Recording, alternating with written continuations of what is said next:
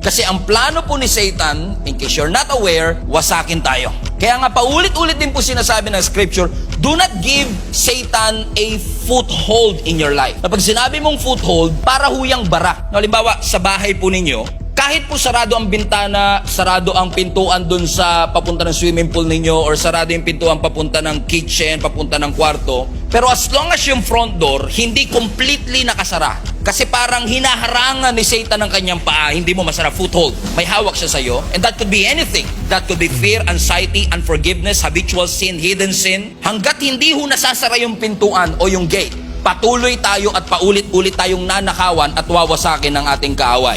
Tatandaan nyo to, ang objective ni Satan, hindi lang bumagsak ka sa kasalanan. Ang objective ni Satan, mamuhay ka sa kasalanan. Ang objective ni Satan, maging komportable ka sa mali. Maging komportable ka sa kasalanan, kasi nga kung ano yung appealing, yun ang ibibigay niya sa'yo. Inaalaw po ito ng Panginoon para tayo ay tulungan at i-grow. Because yung mga temptation na yan ang mag-authenticate ng ating pananampalataya.